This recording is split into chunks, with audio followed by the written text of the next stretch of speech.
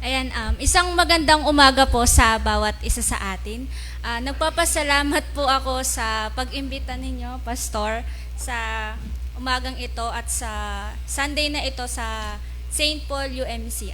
Actually po, first time ko po na mag-speak sa worship po ng St. Paul. And though ang lagi ko pong kaharap noon ay mga kabataan, pero ngayon po ay ang buong kongregasyon na po ng St. Paul. So maraming salamat po. And nung kanina lang po ako actually nagpaalam sa pastor ko na Pastor, hindi po ako baka hindi po ako makasimba, sabi ko, dahil mag-speak po ako sa St. Paul. Tapos, ang sabi niya, buti ikaw, sabi niya, hindi ka pa naman tatay, sabi niya ganun sa akin. So, ayan, nagpapasalamat po ako sa bawat isa sa inyo sa pagtanggap po ninyo sa akin. And binabati ko po ang lahat ng mga ama na Happy Father's Day po, and sa aking tatay po si Papa Marvin, Happy Father's Day po. And sa umaga pong ito ay ang lectionary po natin ay matatagpuan sa Lucas chapter 15 verse 11 to 32. And alam naman po natin na ang ama ay nakaugalian po siyang tawagin bilang haligi po ng tahanan. And sapagkat kung ang isang tahanan po or yung isang building, kung yung pundasyon po o yung haligi po ay mahina po, or yung mga ibang other structural elements po ay mahina, ito po ay maaaring mawasak o gumuho po. And gayon din po sa isang pamilya, na kapag ang isang ama o isang haligi po ng tahanan ay mahina, ito po ay maaaring mawasak o ang tinatawag po natin na broken family. So sa ating text po ngayong umaga ito, marahil tayo po ay kabisado na po natin ito na lalo na po kung tayo po ay matagal na nananampalataya sa Panginoon. And to summarize it, meron po isang ama na merong dalawang anak. And yung bunsong anak po, kinuha niya yung mana niya, nilusay sa masasama. And nagkaroon po ng kabutong dun sa bayan kung saan po siya malagi. And nung time na po nawala na po siyang pambili ng pagkain, masok siya bilang isang nag-aalaga ng baboy. And sa sobrang kagutom po sa bayan na yon, even yung kaning baboy po, yung pagkain ng baboy po yung kinakain niya. And hanggang sa napag-isip na po na bumalik sa kanyang ama at humingi po ng tawad doon na lamang po magsilbi bilang isang alipin. Pagbalik po niya sa ama niya ay sinalubong po siya ng kanyang ama ng tatakbo, hinagdan po niyakap, binihisan, pinaghanda, at sinuotan po ng singsing. Nung dumating po yung panganay na anak, nagalit po ito sa ama, and ang sabi po ng ama sa kanya, lagi ka napapiling at ang lahat ng marialan po ay sa'yo. Narapat lang na tayo magsaya at magdiwang sapagkat patay ng kapatid mo ngunit nabuhay na walang muling natatuan. And that's the end of the story. So, the story that we always focus doon sa alibughang anak, doon sa bunsong anak na nag-style lang ng ari-arian o yung mana niya. No? We always focus doon sa prodigal son. But let's try naman to dig more deeper because we are celebrating the Father's Day today. Let us focus our ears, our mind, our hearts doon sa tatay ng dalawang anak nito. Ano po ba yung maaari natin matutunan sa ama sa kwentong ito? O ano po ba yung pag-uugali o yung ipinakita pong katangian ng ama dito sa kwentong ito? Una po, ito po ay matatagpuan sa verse 12 po. Ito po ang sinasabi. Sinabi sa kanya ng bunsong ama, ibigay na po ninyo sa akin ang mamanahin ko at hinati nga ng ama ang kanyang ari-arian. Kung mapapansin po natin, the father responds immediately doon sa kahilingan ng kanyang anak. Walang pakeme-keme na bakit ang gagawin mo, bakit mo kailangan, bakit mo nakuha. Walang ganon. Kundi hinati po niya agad yung ari-arian niya and binigay niya po doon sa kanyang anak. Hindi po ba na ang mga tatay po natin ay katulad doon sa kwentong ito? Hindi po ba na kapag halimbawa tayo po mga anak, sinabi po natin sa mga tatay natin na kailangan ko po ng ganito para sa ganyan. And then or yung sa mga asawa po, minsan sabihin, ano po tawag niyo sa mga asawa ninyo, darling, honey, mahal, babe, na kailangan na natin magbayad ng bills, kailangan na natin wala na tayong bigas, kailangan na pambili ng bigas, mga ganun po. Or minsan po, hindi pa man po natin hinihiling, o hindi pa man po natin hinihingi sa mga ama na kailangan natin ng ganito, ibinibigay na po nila sa atin. And isa po sa katangian ng mabuting ama ay yung pagiging mapagbigay po o yung pagiging generous. Hindi lamang po sa pamilya niya, hindi lamang po sa anak niya, maging sa mga taong nakapaligid po sa kanya, sa mga taong nangangailangan po, hindi man po financially, but physically or mentally sa trabaho po, na sila po ay nagiging generous. And sabi nga po sa kasabihan, diba po, isusubo na nga lang ibigay pa. Diba po? And as a Christian po, our Father in Heaven is a generous God. Amen po ba? Amen. So as we are, hindi lamang po ang mga ama ang dapat pong maging generous, maging tayo pong lahat na nananampalataya ay maging generous or giver po sa mga taong nangangailangan ng ating tulong. And pangalawa po, ang mabuting ama po ay matyaga, maawain at mapagpatawad. Tatlo po pala to.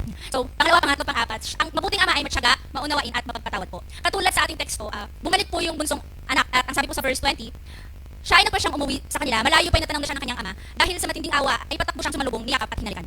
Nais ko lang pong bigyan diin muna itong sinasabi dito na malayo pa yung natanaw na siya ng ama. Ibig pong sabihin na ang ama po ay matyaga pong naghihintay sa pagbabalik po ng kanyang anak. Malayo pa yung natanaw na niya ito, ang isang ama ay matyaga. Amen po ba? Matyaga po ba tayo? Amen. So, ang tatay po ay matyaga siyang nagtatrabaho para makapag-provide po sa kanyang pamilya. Nagtsatsaga po sa, kasi yung asawa po is bungera or sa kapag na mga taxi. Sino po yung mga nagsasawa sa mga asawa? Po. So, nagtsatsaga po yung mga tatay na yan sa mga nanay po na masyadong bungangera, ganun. And ang ama po ay maawain at magpatawad po. Ano man po yung nagagawa nating kamalian, ano man po yung marahil tayong mga anak, minsan po napapagalitan po tayo. And kanila po tayo nilang pinatawad kahit hindi po tayo direct na humingi ng sorry dun sa pagkakamali natin. Patatawarin at patatawarin po nila tayo. At nagagawa po nila yon sa buhay natin kahit na sobra po tayong nagkakamali. At patuloy pa din po nila tayong nayakapin at hahalikan sa kabila po ng pagkakasala natin. Tulad po nung ama natin na nasa langit, siya po ay matyaga pong naghihintay. Naghihintay po siya sa atin na sa pagbabalik sa kanya at sa paghingi po ng tawad sa kanya.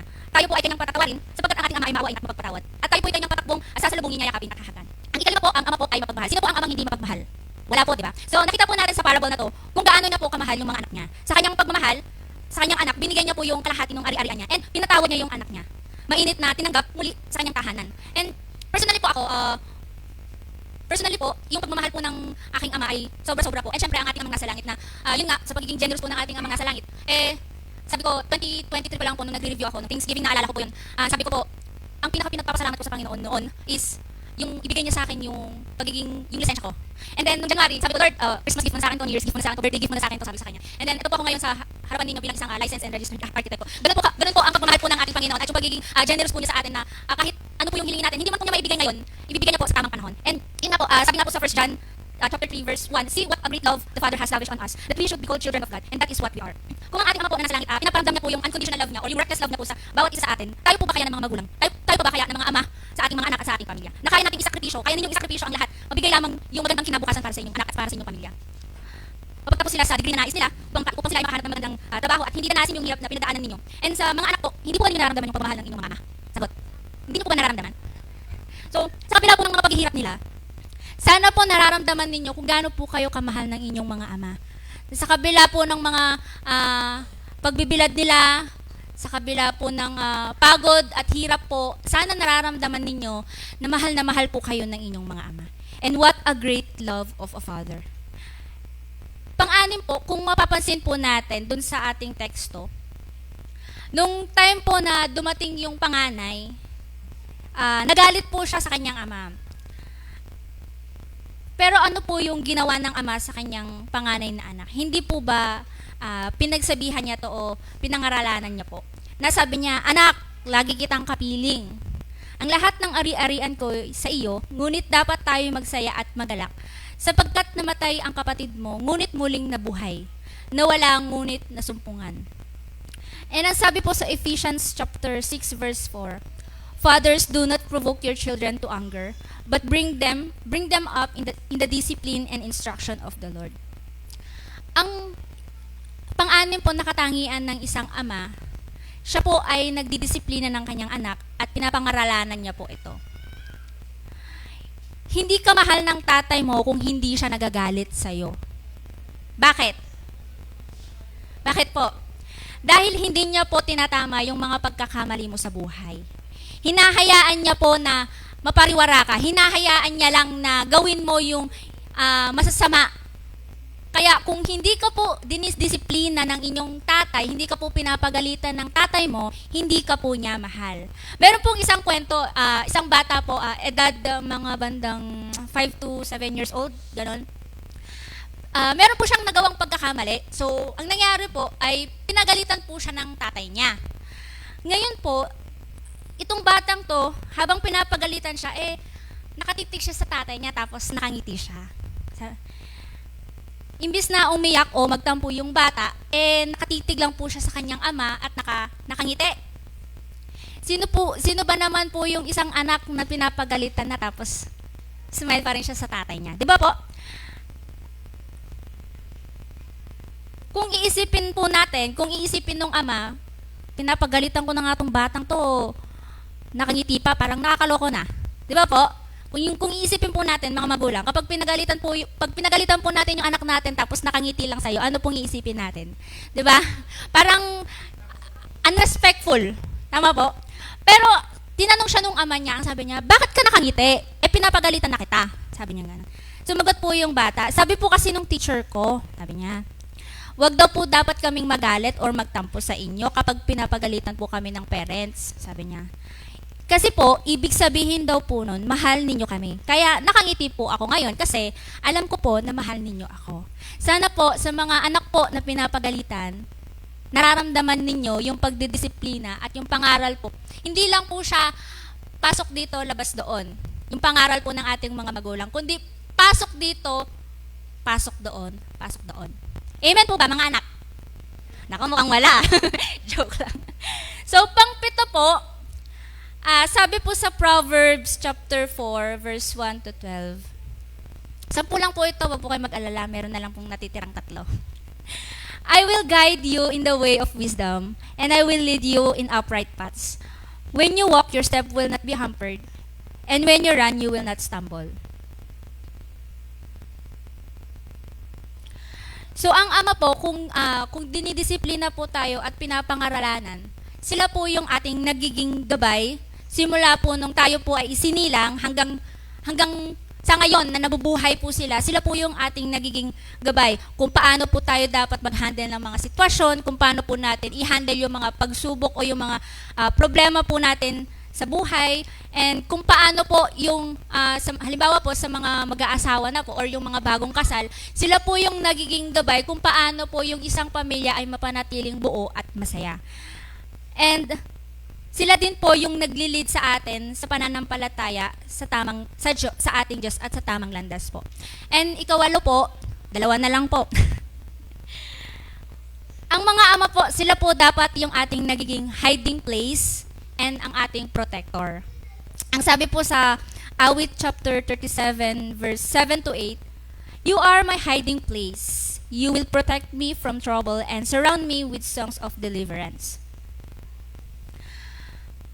Dahil nung time po dun sa ating teksto, nung time po na naghihirap yung alibughang anak, naisip niya po at napagtanto niya na bumalik po sa kanyang ama. Sapagkat alam niya po na meron siyang ama na malalapitan at alam niya na mapapatawad po siya ng kanyang ama. At mamumuhay na lamang bilang isang alipin, alam niya po na mas magiging mabuti po siya dun sa piling ng kanyang ama. Sa oras po na yon, yun po yung tanging naiisip niya sa oras ng pagsubok niya. At sa kabila po ng mga pagsubok po natin na nararanasan, sa mga problema po natin, ang ating mga ama, sila po yung dapat ating nagiging sandalan at sila po yung ating nagiging protector sa oras po ng kapahamakan. Tips lang po bilang isang architect, sa oras po ng lindol o sa sakuna, nasa isang building ka po and nagkaroon po ng malakas na lindol. Di ba po usually tinuturo po sa atin yung kung paano po yung dapat nating maging action kapag may lindol. Pero sa sitwasyon po na ito, what if wala kang table or upuan na pwede mong pagsilungan dun sa mo? Saan ka po pwedeng magtago? Example ito. Joke. Letter A po. Tingnan natin na. Letter A. Sa gitna po ba ng room? Sa gitna, kung nasa room po kayo ng isang building, sa gitna po ba kayo pupwesto? Letter B. Sa tabi po ba ng pader? Letter C. Sa tabi po ng mga column or ng mga haligi? Or D. None of the above? Saan po ba kayo, Ayan, may nakikita ko sa letter C daw. Ayan. So, ang sagot po, doon po tayo sa tabi ng haligi. Tips po ito doon po kayo magtatago, doon po kayo sasandal. Kasi, ang mga haligi po na yan, sila po ay designed sa mga ganitong sakuna na hindi po sila agad-agad natutumba. Hindi po sila agad-agad nawawasak. Kaya, yun po ang pinaka-safe na sandalan, yun po ang ating magiging protector, yun po yung ating pinaka-safe na pwedeng pagtaguan sa mga ganong oras ng sitwasyon po natin sa buhay. At in the real life, ang mga tatay po, kaya po sila tinawag na haligi ng tahanan. Dapat po, sila po yung unang-una nating masasandalan. Sila po yung ating magiging protector sa oras ng sakuna, sa oras ng problema, sa oras ng pagsubok po. And ika-siyam po, ito po ay para sa mga asawa po. Sabi po sa Ephesians chapter 5 verse 28 to 29. "In the same way, husbands should love their wives as their own bodies. He who loves his wife loves himself. For no one ever hated his own flesh, but nourishes and cherishes it." Diba yan? Nabubulol ako. "Just as Christ does the church." Ang mabuting ama po ay minamahal po niya ang kanyang asawa. Amen po ba? Mahal niyo po ba yung mga asawa ninyo? Nako. Opo. Kapag hindi, nako. Joke lang po. Ang mabuti pong ama ay mahal niya po yung asawa niya. Ano man po yung physical na pagbabago dun sa asawa po niyang babae, compared po dun sa una po natin siyang nakita. Amen po ba? Minsan, andyan yung dahil sa panganganak, tataba siya, magkakaroon ng bilbil. Dahil sa katandaan, magkakaroon siya ng wrinkles. Diba? Yung iba po kasi na mga ama, minsan, kapag ganito na po yung sitwasyon ng mga misis nila, gumagana na po yung kanilang paningin. Tama po ba? Kumakaliwa. Hindi po ba? Kumakaliwa po. Napapatingin po sa mga mas sexy or mas magagandang babae. No po, hindi po ba? May sumasagot na hindi. Dapat po ang inyong mga asawa, sila lang po yung tanging maganda at sexy. Amen po ba? Amen. Ayan. So, hindi lamang po, syempre hindi lamang po ang inyong mga asawa yung inyong inaalagaan. Inyo pong minamahal, pinapahalagahan o iniingatan. So, syempre po, yung buong pamilya po ninyo ay dapat po ninyong ingatan, alagaan at pahalagahan po sapagkat sila po ay inyong sariling dugo at laman. At ikasampu po, last na po, kasampu. Sabi po sa 3 John chapter 1 verse 4, "It is the greatest joy of my life to hear that my children are consistently living their lives in a ways of truth." Ang mabuting ama po ay natutuwa kapag ang kanilang anak ay nasa mabuting kalagayan, may magandang buhay, successful, at kung ano pang mabubuting bagay na dumadating sa kanyang anak. And syempre, yung pamumuhay niya bilang isang Kristiyano po. Sila po yung unang natutuwa. Share ko lang po, nung time na labasan na po ng result ng board passer po, hindi po ako yung tumingin ng result. hindi po ako tumingin sa result. Meron na lang pong kaibigan ko, kababata ko po, na sabi niya, "Shan!" Sabi niya ganun sa akin. Akala ko na. Tapos nag-send siya ng photo. Tapos bigla, "Congrats!" Sabi niya ganun sa akin. And then, nung time na yon, tinitignan na po pala nung kapatid ko yung result.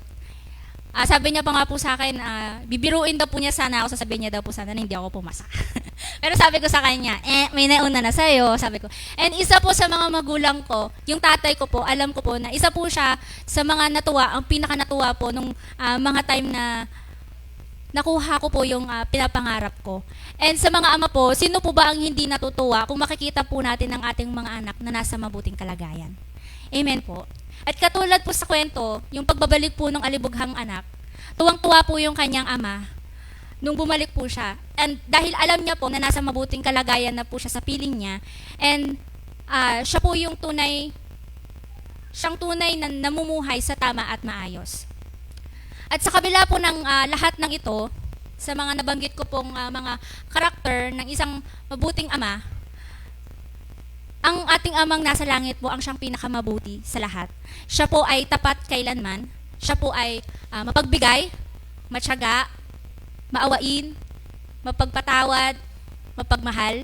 Hindi po siya nagkukulang sa pagdidisiplina at pangaral. Siya po ang ating gabay. Siya po ang ating sandalan at tagapagtanggol. Siya rin po ang nag-iingat, nag-aalaga at nagpapahalaga po sa atin. At unang-unang natutuwa sapagkat tayo po ay namumuhay ayon po sa kanyang kalooban. To God be all the glory sa ngalan ng Ama, ng Anak, at Banal na Espiritu Santo. Amen.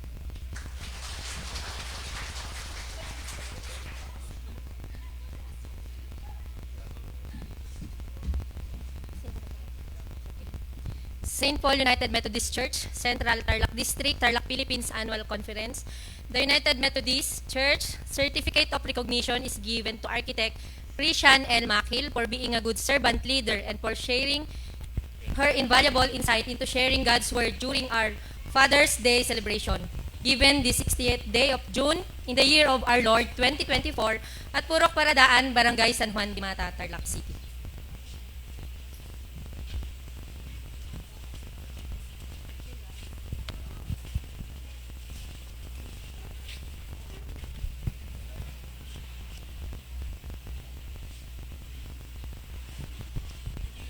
Nagpapasalamat tayo kay Architect Presian sa pagtugon sa ating paanyaya. At ang panalangin natin ay makatapos naman yung kanyang bunsong kapatid na si Jacob. Alam niyo mga Jacob, malikot talaga yan eh.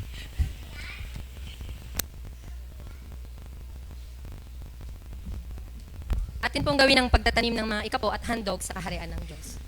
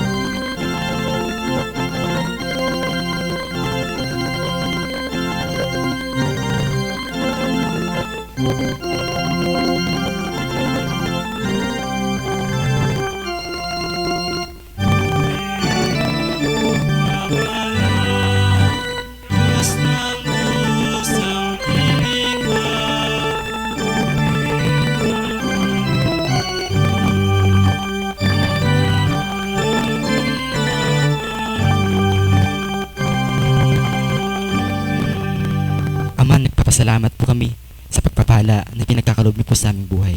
Nagpapasalamat kami, Panginoon, sa buhay ng bawat ama na narito, dakilang Diyos. Naway pagpalain mo sila, dakilang Diyos, ang kanilang buhay. At narito, Panginoon, ang mga pagpapala sa inyong harapan. Itinataas po namin sa inyong harapan, dakilang Diyos, naway pagpalain mo to. At bilang pagmamahal, bilang pasasalamat po namin sa inyo, dakilang Diyos. Nawa, Panginoon, ang mga kaloob na ito, nakaloob niyong mga anak, ay pagpalain mo rin ang iyong mga anak na nagkaloob na ito. At may gamit sa aming iglesia, dakilang Diyos, at sa ikakalawak ng iyong ministeryo, Panginoon. Pagpalain mo po ang kanilang buhay, pagpalain mo po ang kanilang hanap buhay, trabaho, at man yan, dakilang Diyos, ay naniniwala kami, Panginoon, na pagpapalain mo sila, Panginoon. Ikaw lamang po ang pinupuri at pinapasalamatan. Ito po ang aking dalangin sa pangalan ni Jesus. Amen.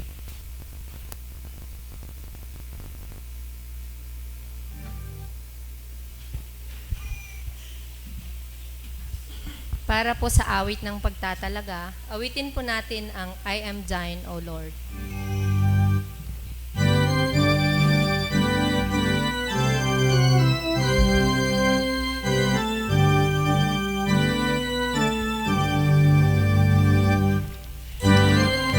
Iyo at iyong